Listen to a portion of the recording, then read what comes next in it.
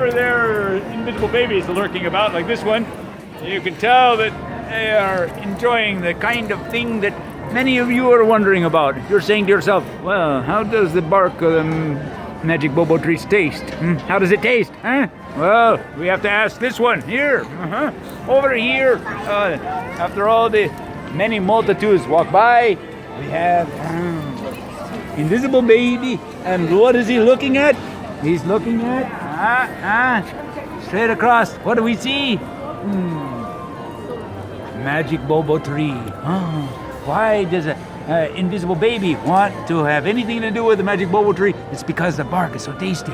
I haven't tasted it myself yet. I'm thinking about it. You see this little tooth here? He wants to dig in.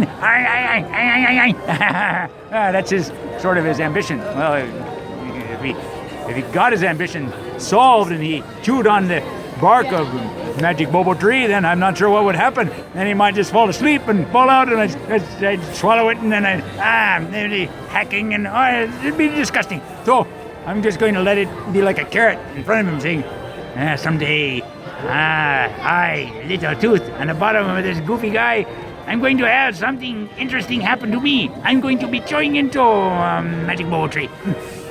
That's okay. Okay, so now, yes, the grandeur of a magic bobo tree, the cameraman really wants to really take it in. Okay, now, what's going on is, you see, for a long time, these little invisible babies going to be walking around here, chewing on any old magic bobo tree they want to. But one time there was a problem. We sent out, actually the boss, the mouse person, he sent out into nature talent scouts to get some more talking animals, and he got some beavers. And the beavers, well, they had to sign this contract. And when they come into the park after hours, see all these many other people, they think, just people to come here. No. We have all these movies with the talking animals, and you kind of wonder, well, how do we pay these guys? Well, it's by coming into the park after hours. Don't let anybody know. See, all the people leave, and then all the talking animals come in. Okay, got to pay them something. Okay, all right. So they come in here, and these talking beavers, they have a new contract. But part of their contract is different from the other animals, and they noticed it, like the yak and the antelope. Those talking animals, there's a bunch of them in this new movie coming out. What does they call it? Zootopia? It's like lots of talking animals. So we get it pretty crowded in here now, And the movie's all finished filming, and so what do you do with all these animals? They come to Disneyland at night.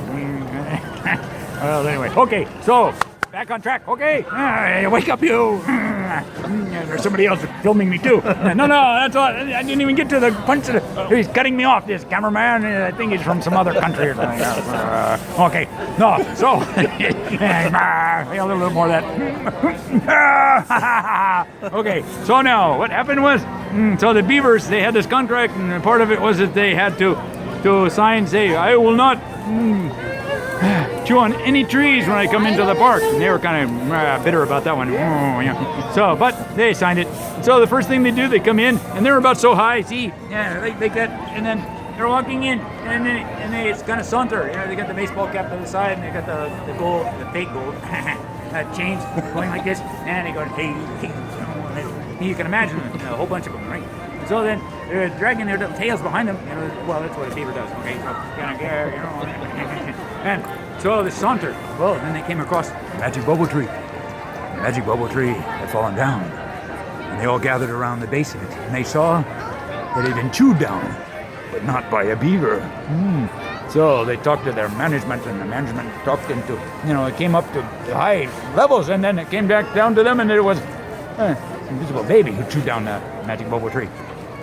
Well, ladies and gentlemen, the giant! boys and girls, to witness higher elevations that guy! He gives me a feeling of wooziness. Disneyland Forever, our fireworks spectacular may be canceled. I want to A cancel. final decision has not been made in the hope of better wind conditions at showtime. We apologize for any inconvenience and will try to present the show as scheduled. We appreciate your understanding and hope you enjoy the rest of your stay at Disneyland. Okay. Thank you. It's his friend. No! Two of them. Vientos fuertes en zonas elevadas.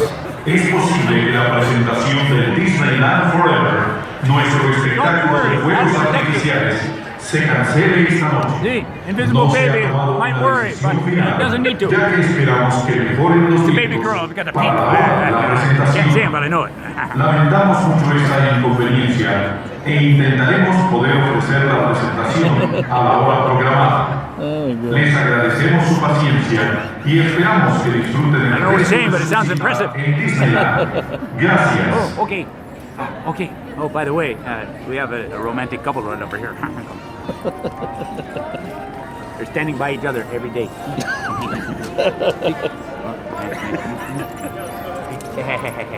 Julia! This is everything around here is alive, and enchantment and stuff. On Wednesdays, when the pixie, you know, the fancy one with the green outfit, it goes through here, and she sprinkles the stuff, and I'm sneezing half of the day. You know, it's like the flowers coming out of my ear. That's crazy. Anyway, so, all right, so back to. Oh, what? Somebody left it. And this is nutrition, kids. What are you doing here? Somebody somewhere who's not able to eat this stuff, and then you're thinking to yourself, well, I've got. Never mind. That's enough. Okay. Okay. So back to important business, so we can use up all of his leftover memory. Okay. It's my goal in life. People's memory.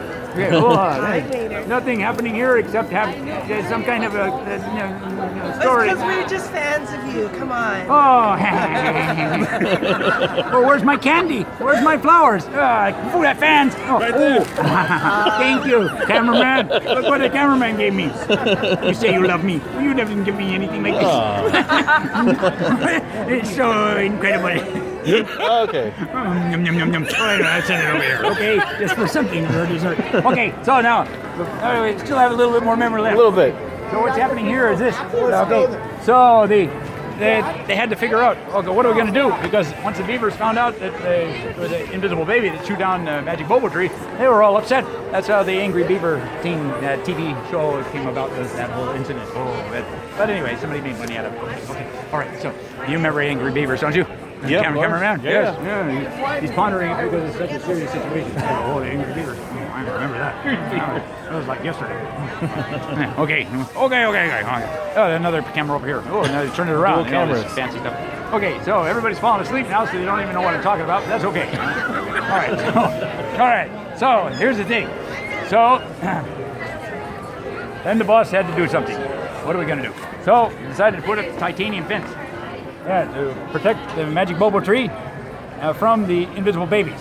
So they had to measure the heads. And so below this place is a laboratory that has, like seven, what do they call it? Killer whales, and a big aquarium. And they've got a flight school and all kinds of stuff. Laboratories and rocket ships. They have to go kind of like in a circle because we don't have, we can't go into Orange. We have to stay at Anaheim. Okay. All right. So they had to measure the size of the invisible baby's head, and we got the capability of the laboratory to do that here. Okay. And so they were able to measure the head, and the head, as you can see, it's like this. Well, this titanium fence is really expensive, but you think to yourself, oh my, that is wide. Well, who would have known that invisible baby head is fatter than the normal child? Okay, things happen. Okay, so they wanted to check out if it worked or not, and so they put a secret camera in the bushes, and it was infrared. Okay, yeah. Well, I think they might have been this one. I don't know. Anyway, so they showed me the results, and it was like this. Oh, gentlemen, here with your cameras, come close. So it was like this. I was watching, and it's like, and then it was like the bars like this, and then it was kind of eerie at night, and then out of the shadows comes the invisible baby. I spin around, go crazy. It was almost like a National Geographic special on piranha. Oh, well, anyway, that's enough of that. It's about time for you to go to bed, isn't it? It's nighttime. You too. That was awesome. Thank you. I don't know.